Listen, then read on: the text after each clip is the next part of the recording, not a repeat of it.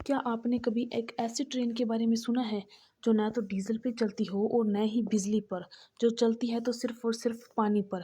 जी हाँ, नमस्ते। मैं आज ही एक ऐसी हाइड्रोजन पर आधारित रेल परियोजना की बात करने वाली हूँ जो न तो डीजल पे चलती है और न ही पेट्रोल पर, और न ही जो चलेगी तो सिर्फ और सिर्फ पानी पर। जिसमें अपने निम्न बिंदुओं को कवर करते हुए चलेंगे, जिसमें सबसे पहले जानेंगे न्यूज़ की मुख्य पृष्ठभूमि।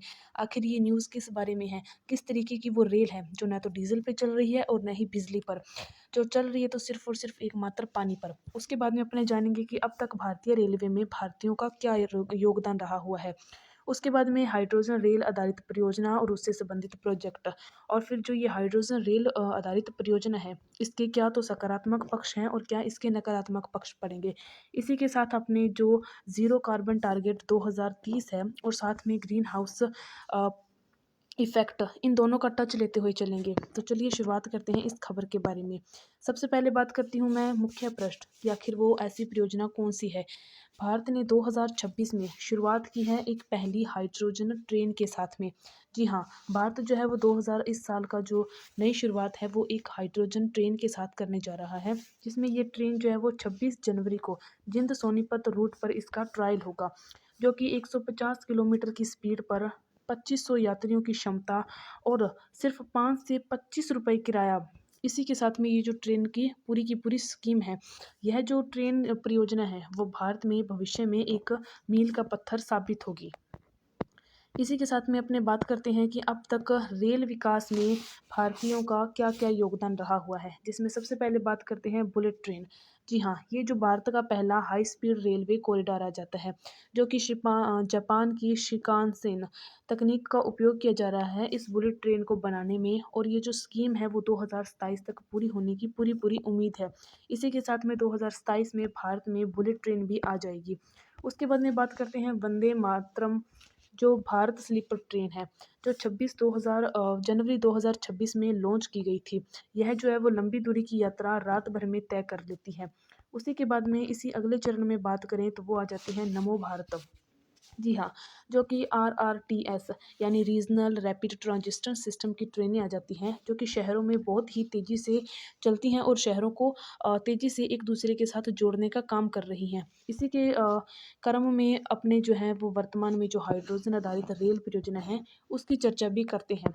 तो चलिए जानते हैं हाइड्रोजन आधारित रेल परियोजना। जी हाँ, हरियाणा के जो जिंद में स्थापित हाइड्रोजन प्लांट का इस तरह डिज़ाइन किया जा रहा है कि यह हाइड्रोजन का उत्पादन, भंडारण, रिफिलिंग और उत्पादन, ये तीनों काम जो है ना वो एक ही जगह पर किए जाएंगे, और ये आधुनिक तकनीक के जरिए जो है वो काम किया जा रहा है। अब इसमें बात करते हैं पायलट प्रोजेक्ट के बारे में। जो पायलट प्रोजेक्ट है वो देश की पहली हाइड्रोजन ट्रेन का पायलट प्रोजेक्ट, ये हरियाणा में और जो हरियाणा के में आ जाते हैं जिंद और सोनीपत, उसके रूट पर जो है ना वो इसका किया जाएगा। और अभी ये जो प्रोजेक्ट है ना, इसका जो अंतिम चरण है उसकी टेस्टिंग हाल फिलहाल में पूरी हुई है, और इसकी जो पूरी लंबाई रहेगी वो रहेगी 90 किलोमीटर। यह ट्रेन जो है वो दुनिया की सबसे लंबी और सबसे शक्तिशाली ब्रॉड गेज हाइड्रोजन ट्रेन जो है ना वो मानी जा रही है। इसी के साथ में अपने बात करते हैं कि आखिर जो ये हाइड्रोजन ट्रेनें होती हैं, इनके क्या प्रभाव पड़ते हैं, क्या इनके सकारात्मक पक्ष होते हैं और क्या नकारात्मक पक्ष होते हैं।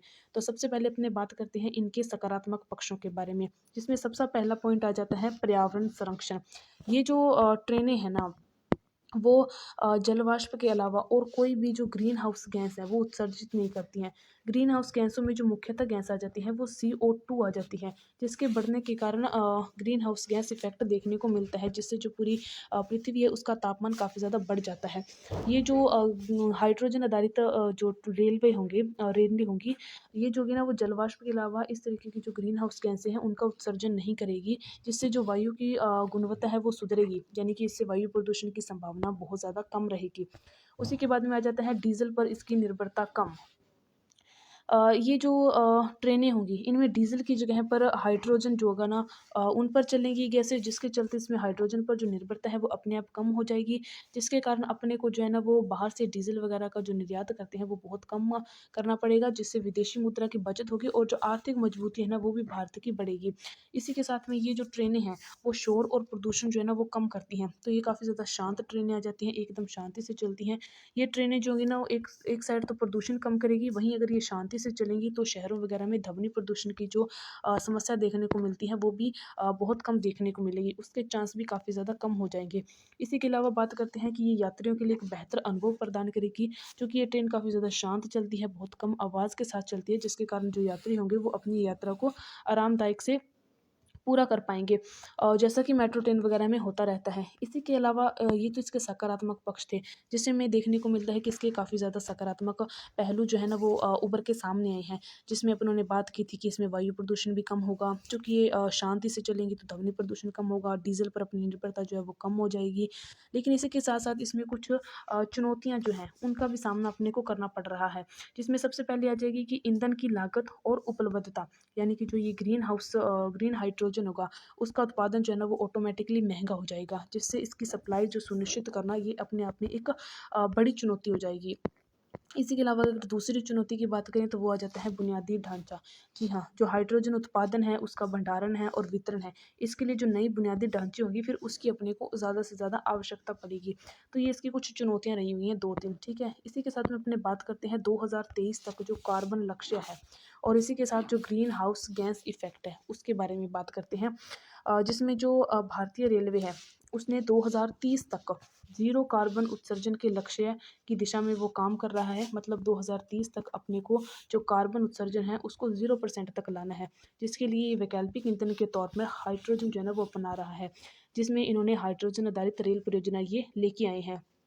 ग्रीन हाउस गैस जो है ना वो उस पर हालिया गतिविधियों में अप्रैल 2025 में, जी हाँ, अप्रैल 2025 में जिनेवा में जो हुआ था ग्रीन हाउस गैस सम्मेलन, इसमें जो है ना वो भारत भी शामिल हुआ था, जिसके चलते भारत ने यूएनएफसीसी को अपनी जो चौथी रिपोर्ट है, जो द्विवार्षिक चौथी रिपोर्ट है वो सौंपी थी, जिसमें जो ग्रीन हाउस गैस के उत्सर्जन में अपना जो परसेंटेज रहा था वो 7.93% रहा था। इसकी कमी जो है ना वो देखने को मिली थी जो कार्बन आधारित गैसें हैं उनमें।